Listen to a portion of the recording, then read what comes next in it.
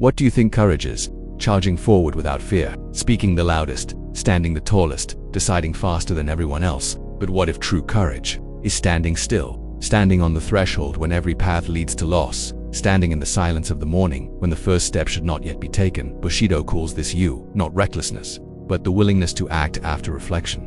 How many times have you called your haste bravery? And how many times has the right kind of silence saved you from a mistake that could never be undone? The morning arrived earlier than usual. A thin wash of light slipped across the wooden veranda, too weak to warm anything, just enough to mark the end of night. On the steps leading down to the training yard, he stood still, not from hesitation, but from weighing each step. He was a young samurai in an age where honor was often mistaken for speed. People praised those who drew their blades quickly, decided hastily, spoke with force. He was different. He came from a quiet beginning, no glory, no named exploits. The only thing he carried was a habit of observing one beat longer than everyone else. The surroundings were not harsh. An old wooden dojo, a familiar yard, faces he saw every day. But inside, everything was drawn tight like a boot. Every morning repeated the same choice: step down those stairs, or turn back inside and let the day pass like all the others.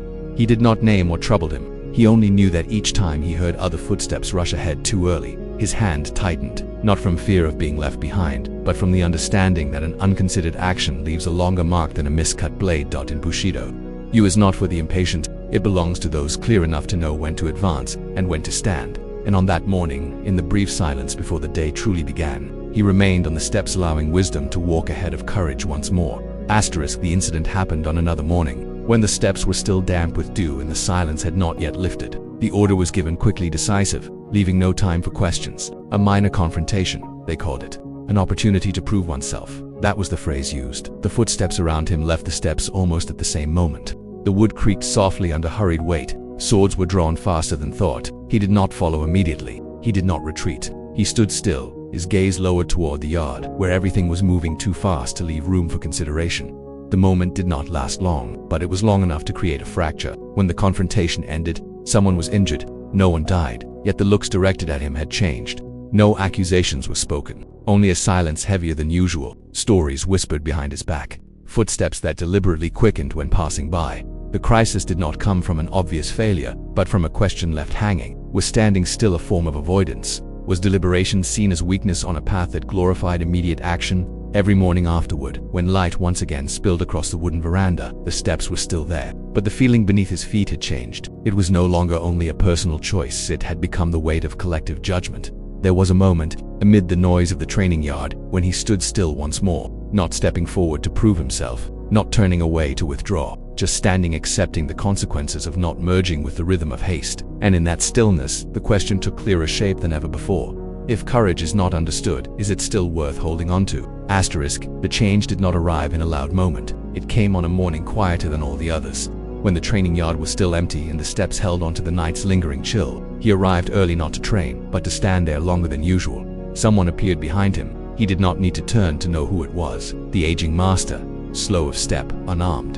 The man did not ask why he was standing still. He simply stood beside him, both gazing down at the empty yard. The silence lasted long enough for the morning itself to say what needed to be said. Then the master spoke, lightly, as if making a passing observation. There are strikes that are meant to be delivered, and there are moments that are meant for the sword to remain sheathed. Not everyone can tell the difference. He did not look at him. He did not wait for an answer. He walked away, leaving the steps to him alone. The words did not feel like advice. They felt like a mirror. For the first time, he realized that what made others doubt him was not his stillness, but the fact that he had not yet been steady enough to stand still completely. It was not the avoidance of action. It was the courage to take responsibility for a decision examined to its very end. That morning, he placed his foot on the step in a different way. Not faster, not slower, just clearer. His resolve was no longer about proving anything to others. It was about this.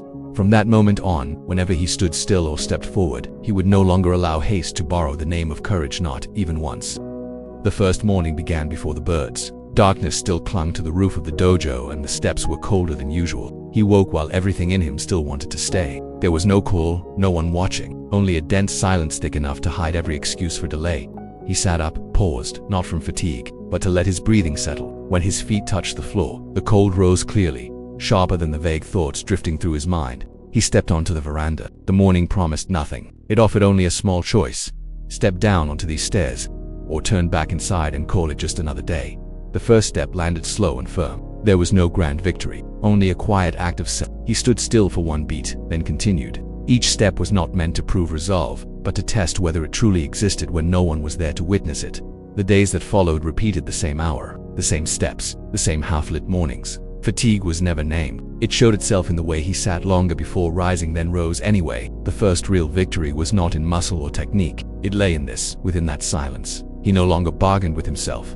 The mornings that followed no longer felt like trials. They grew so similar to one another that they were hard to distinguish. The same steps, the same yard still heavy with dew, the same sound of footsteps echoing in silence. There were no milestones to mark progress, only repetition stretching far longer than he had first expected. He practiced the most basic movements, nothing added, nothing removed. The sword rose, fell, then rose again. His breathing stayed even. Time passed without offering any sense of novelty. On some mornings he stood still in the middle of the yard longer than usual, not to rest, but because he noticed his mind searching for a reason to change the routine, to break the monotony. He didn't name it. He recognized it only through small signs, the hand slowing, the gaze drifting from its fixed point. Then he brought it back, not with a surge of determination, but by continuing with the next movement. His footprints in the packed earth did not grow deeper with each day, but they appeared consistently, without missing a single morning. Gradually, repetition stopped being an enemy. It became a measure. Each time he stepped down the stairs in the dim light, the question was no longer whether he should train or not. The only question left was this: today,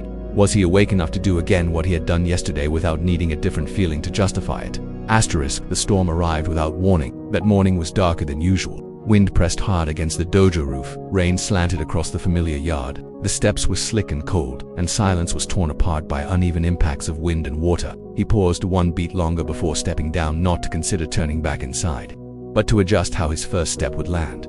Training did not stop.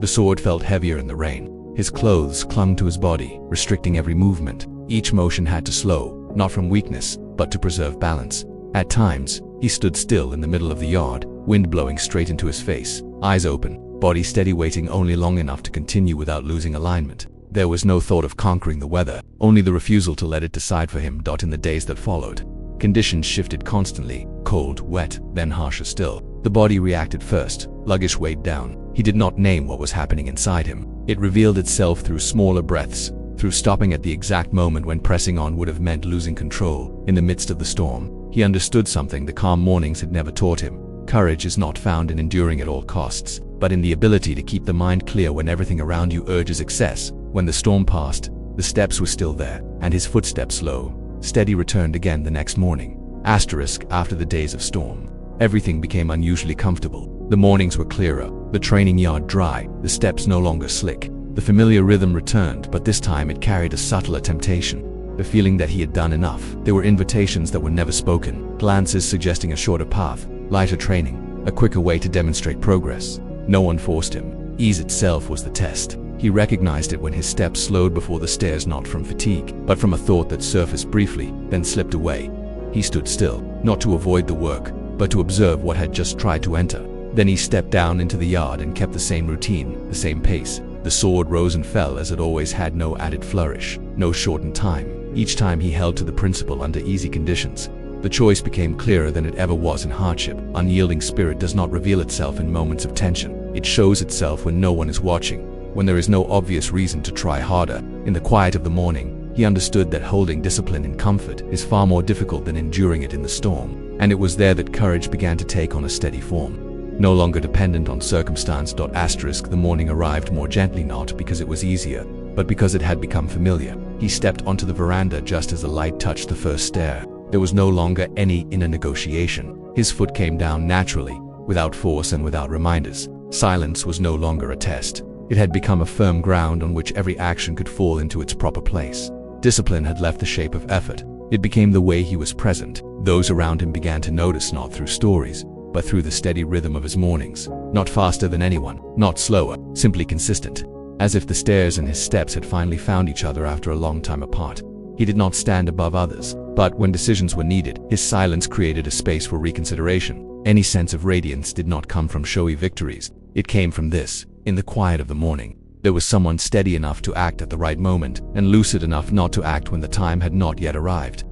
The trial arrived on a morning that seemed ordinary. The training yard was more crowded, the rhythm of footsteps more hurried. A situation arose quickly enough to pull every gaze in a single direction. A decision had to be made immediately, they said. There was no time to think. They believed. He stepped toward the stairs, then stopped. He did not move forward. He did not retreat. Silence stretched for exactly one breath. In that brief interval, every option appeared at once. Act immediately to prove resolve, or hold position to consider the consequences that would follow. If he chose wrong, everything could be arrest: the mornings, the footsteps, the discipline on in a single moment. He did not look around for agreement. He looked only at the yard, where the consequences of the decision would unfold. Then he stepped down, unhurried, not to delay, but to place each foot precisely where it needed to be. The sword was drawn when necessary, and held back when the moment had not yet arrived. The action unfolded no faster than anyone else's, yet without a single wasted movement.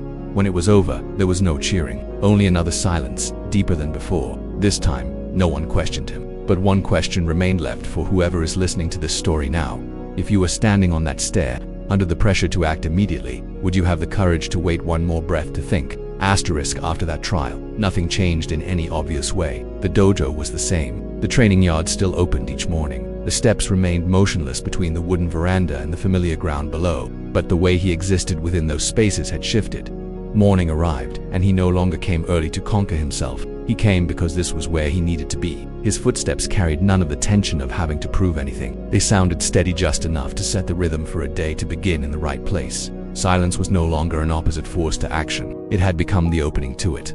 Those around him never named the change. They sensed it in the way moments of decision grew clearer when he was present. Not because he spoke more, but because he spoke less. Not because he moved more slowly, but because each action arrived exactly when it should. Haste could no longer borrow the shape of courage. When standing beside him, he understood that he had not become a new person in the usual sense. There was no moment of rebirth, only a consistency held long enough to quietly cover the person he once was. Courage was no longer separate from wisdom. It lived in his ability to stand still when needed, and to step forward when there was nothing left to consider.